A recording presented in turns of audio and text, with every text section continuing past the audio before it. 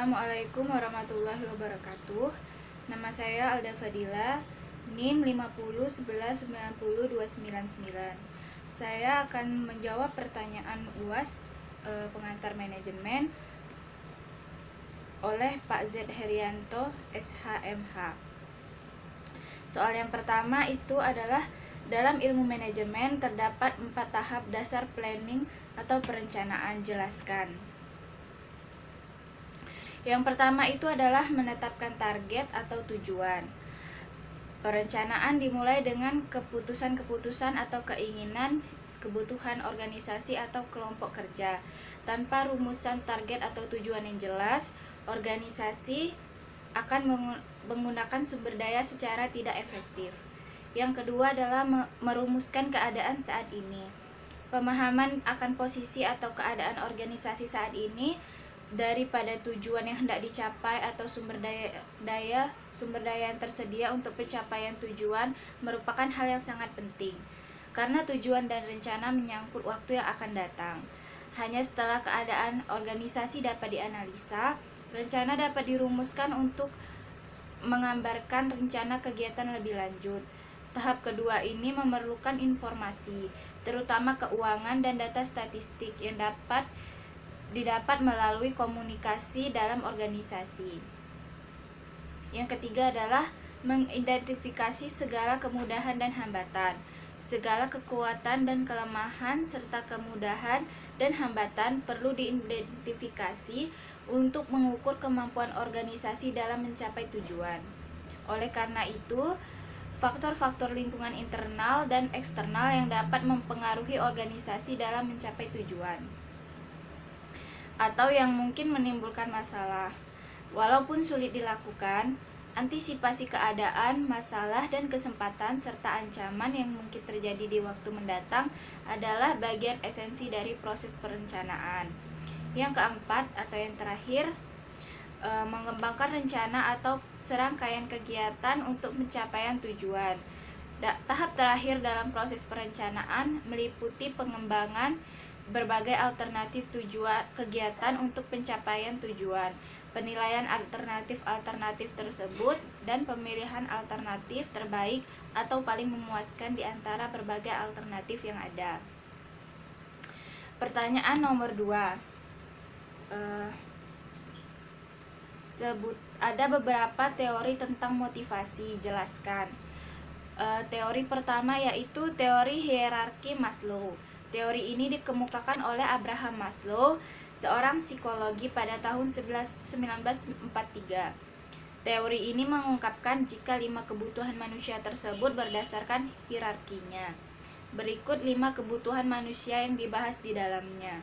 Yang pertama, kebutuhan fisiologis. Kebutuhan manusia yang berupa makanan, minuman, pakaian, udara, tempat tinggal, dan kebutuhan-kebutuhan lainnya yang digunakan untuk bertahan hidup. Kebutuhan kedua, keamanan, merupakan kebutuhan dari rasa aman dan kekerasan fisik ataupun psikis. Misalnya saja seperti lingkungan yang bebas polusi, rasa aman dari kekerasan dan ancaman, dan lain-lain. Ketiga, kebutuhan sosial. Dalam hal ini, kebutuhan untuk mencintai dan dicintai. Manusia adalah makhluk sosial, sehingga tentunya membutuhkan orang lain dalam kehidupan mereka. Keempat, kebutuhan penghargaan. Kebutuhan ini biasanya ada setelah kebutuhan fisiologis dan sosial dan keamanan yang sudah terpenuhi. Setiap orang tentunya ingin diakui dan dihargai orang lain. Yang terakhir atau yang kelima, kebutuhan aktualisasi diri. Kebutuhan ini adalah kebutuhan yang paling tertinggi. Biasanya kebutuhan ini merupakan kebutuhan seseorang yang ingin memenuhi ambisi pribadi. Teori kedua yaitu teori motivasi McClellan. Konsep penting dari teori motivasi ini adalah pada kekuatan yang ada dalam diri manusia, yang mana merupakan motivasi prestasi. Menurut McClellan, individu dapat memiliki motivasi jika memang dirinya memiliki keinginan untuk berprestasi lebih baik daripada lainnya. Terdapat 3 kebutuhan yang dijelaskan dalam teori ini: kebutuhan prestasi, yang tercermin dari keinginannya untuk mengambil tugas yang dipertanggungjawabkan secara individu, kebutuhan afiliasi, kebutuhan kekuasaan. Kebutuhan ini dapat terlihat pada diri seseorang yang memiliki pengaruh atas diri orang lain. Teori ketiga yaitu teori motivasi Herzberg. Teori Herzberg ini sering dijelas sebagai teori dua faktor atau MH. Teori ini menjelaskan bagaimana seorang manajer bisa mengendalikan faktor-faktor yang dapat memberikan kepuasan kerja ataupun tidak. Berdasarkan penelitian yang ada, dua kelompok faktor tersebut dapat mempengaruhi individu dalam suatu dalam organisasi, yaitu motivasi. Motivasi di sini sebagai faktor dari sumber kepuasan kerja seperti prestasi, tanggung jawab, dan penghargaan. Teori keempat yaitu dari A.R.G. Clayton Alderfer. Teori yang dikemukakan oleh Alderfer ini dikenal dengan teori ARG yang memiliki kepanjangan dari A. Existence, yang mana kebutuhan akan eksistensi, R. Relatedness, yang mana kebutuhan untuk dikaitkan dengan pihak lainnya, serta G. Growth, menyatakan sebagai kebutuhan untuk tumbuh. Baiklah, selanjutnya adalah pertanyaan nomor 3. Pembelajaran berbasis online dipilih sebagai suatu model yang ditetapkan pada dunia pendidikan pada masa pandemi COVID-19 yang terjadi akhir-akhir ini. Opini dan argumen yang beragam muncul baik dari kalangan pendidik maupun peserta didik terhadap penerapan metode ini yang tentu pada pelaksanaannya memiliki kendala-kendala tersendiri pada setiap orang. Jika saudara adalah sebagai pimpinan atau leader suatu institusi pendidikan, motivasi apa yang bisa saudara berikan atau sampaikan kepada seluruh komponen yang terdapat dalam struktur organisasi kerja saudara demi tercapainya tujuan? Jelaskan dan ilustrasikan motivasi yang Anda maksud. Pandemi COVID-19 yang terjadi saat ini memaksa masyarakat dunia mendefinisikan hidup, tujuan, pembelajaran, dan hakikat kemanusiaan. Jika selama ini manusia dipaksa hidup dalam situasi serba cepat, pekerjaan tanpa henti, dan kejaran target pertumbuhan ekonomi dalam sistem kompetisi. Namun, persebaran virus COVID-19 yang menjadi krisis besar manusia modern memaksa kita untuk sejenak bernafas, berhenti dari pusaran sistem, serta melihat kembali kehidupan, keluarga, dan lingkungan sosial dan arti yang sebenarnya. Manusia dipaksa berhenti dari rutinitasnya untuk memaknai apa yang sebenarnya dicari dari kehidupan. Indonesia punya tantangan besar dalam menghadapi COVID-19 ini, terutama dalam bidang pendidikan. Pandemi COVID-19 memaksa kebijakan social distancing atau di Indonesia dikenal sebagai physical distancing atau menjaga jarak secara fisik untuk meminimalisir persebaran COVID-19. Jadi kebijakan ini diupayakan untuk memperlambat laju persebaran virus corona di tengah masyarakat. Kementerian Pendidikan dan Kebudayaan merespon dengan kebijakan belajar dari rumah melalui pembelajaran daring dan disusul peniadaan ujian nasional tahun ini. Tantangan pembelajaran. Persebaran virus corona yang masih di berbagai negara memaksa kita untuk melihat kenyataan bahwa dunia sedang dirubah.